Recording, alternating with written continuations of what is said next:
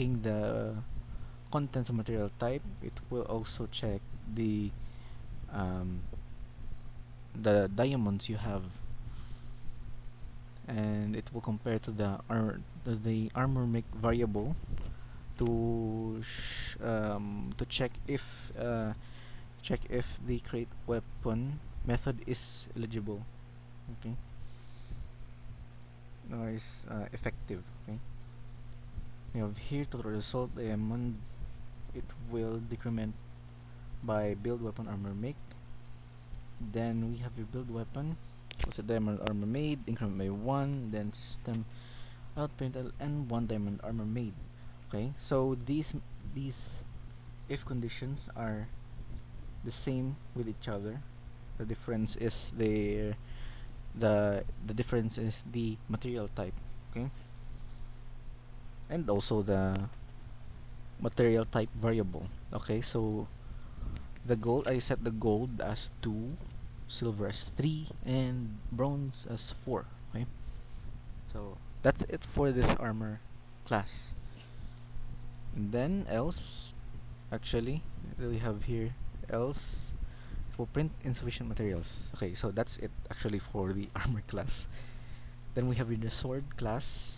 It's very same with the armor class. Okay, material type is 1. Total result diamonds greater than build weapon sword make. Then it will decrement first the current diamonds you have, then build the weapon, then print the result that 1 diamond sword is made. Then else insufficient materials, right? So these class that implements weapon are just very similar with each other. Okay, so that's it for the build weapon. Okay, now we're in the cell weapon file. Okay, we have here the Java file, I mean. So we have here the public class cell weapon. We have here the static integer mora. This will be the currency in the game. Okay, we have here the total buyers, and this static integer total buyers will contain the uh, customers that bought weapons from you. Okay, when now we have here the pricing of weapons. And they are comprised of static integers, so that it's easy to call them. Okay, you don't have to you don't have to make an instance for them. Okay, we have here then here the arrays for simplify printing for the use of these pricing of weapons. Okay, so when printing we can just call the arrays for them. Okay, then we have here the people by class. Okay, so this class function for selling weapons to customers. And we have here the people variable. This will be RNG again. We have here the integer buyers 0. So these buyers will be the amount of customers that bought your weapons in when we call the buy function. Okay, so we have here the buy function. It's void, and it's a function for selling weapons to customers. Okay, we have here if people is 0, then we'll print there seems to be no buyers right now, and then we'll go back to the navigate function in the main flow. Okay, and then if else, then we have here a for loop for people variable. Then we have here integer one random weapon, so and random material, and they're both RNG again. Then we have here, and then this part is just to make sure that the weapons and random materials are in order, you know. But we can get this out because it's actually working. Okay, then we have here the people by choice. Okay, because for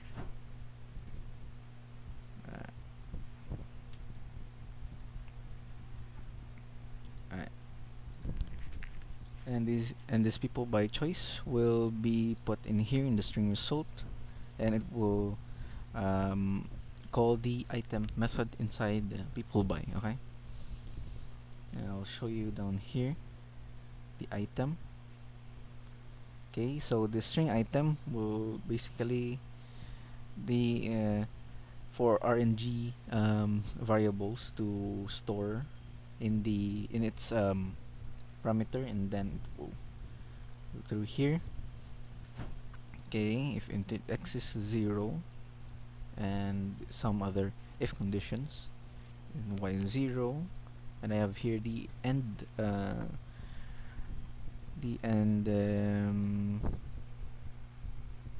forgot have the end build weapon full set diamond armor made is greater than 0, then it will decrement the full set diamond armor made by 1, then return build weapon uh, armor made array for the use in the buy function. Okay, so it's all the same. These if conditions are all the same throughout. Okay, you have here y2, so y0 will be the diamond armor, y1 will be the gold, y2 will be the silver, and y3 will be the bronze armor. Okay, now go to here, and it's very similar to what's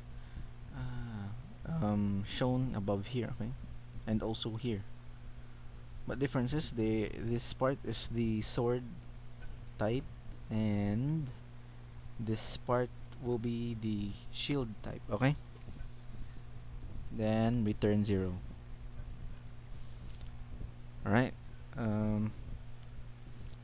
now go back here. Now if the result is 0, for instance, if the weapon of choice of the customer is not made or is not available, then it will print a certain weapon is available for a customer, right? And else it will put integer get mora. It will get the we call this the prices for the of each weapon, such as in here, right? What is it? Okay, so here the integer total mora, then get mora. Okay, we'll return the weapon, then random material. Okay, then the get mora here will store in total mora, and then it will add to your current mora. Okay, then we have here the format a buyer purchased one something, and that something will be dependent on the result variable.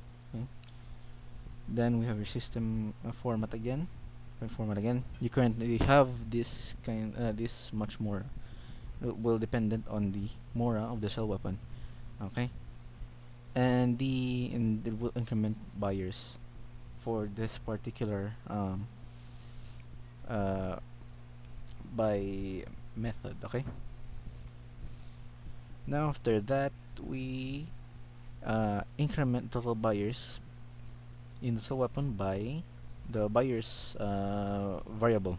Okay, now we have their conditions. If uh, buyers is 0, okay, when buyers is equal to 0, then we print no one purchased from your shop. If if buyers is greater than 1, we print the format certain amount an amount of person purchased from your shop.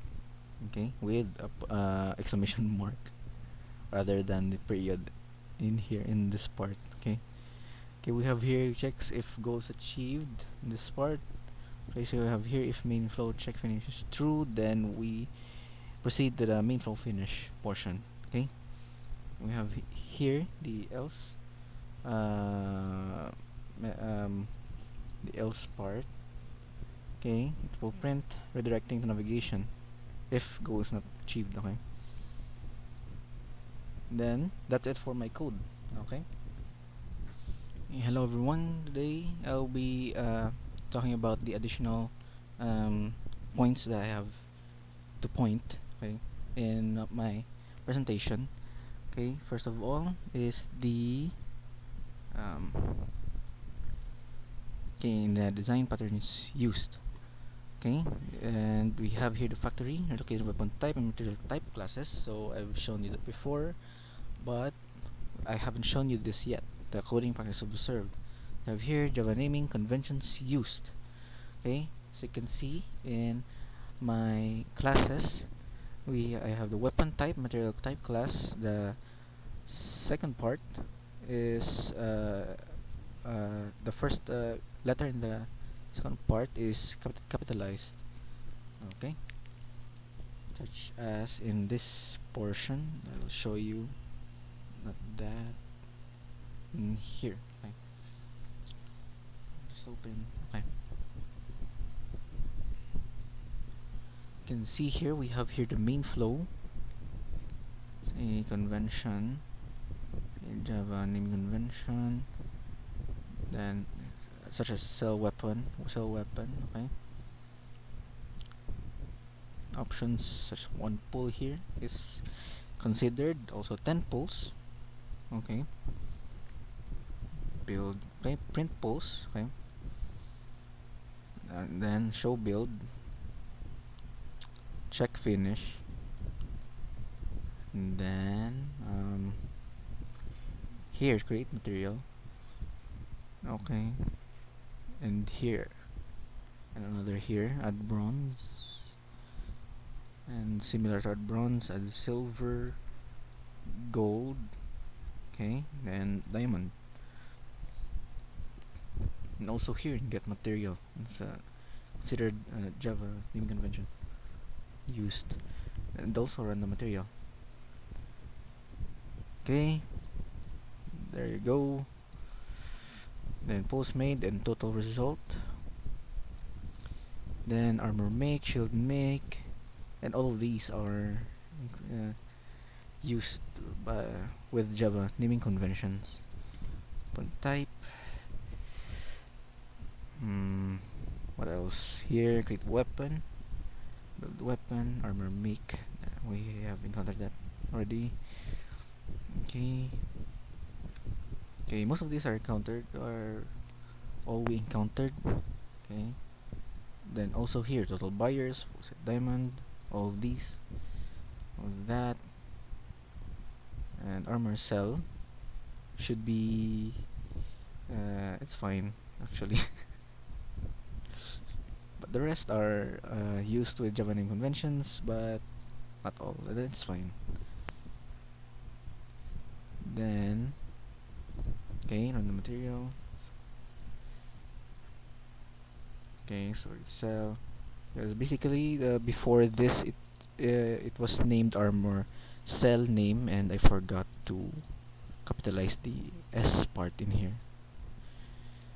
Okay, so get Mora, total Mora, so weapon, total buyers. Okay, then we have here check finish. Okay,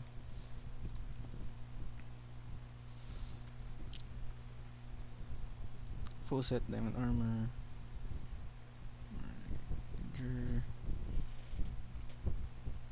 Okay, and then that's all for the Java naming convention. Now we go back to our that. Okay. What is it? Full of applications in here. And then we have here comments placed in blocks of code, as I've shown you before. Is it okay? Here we have here the comments. And another one, the comments, and here, there, and there. Yeah, and all of these methods have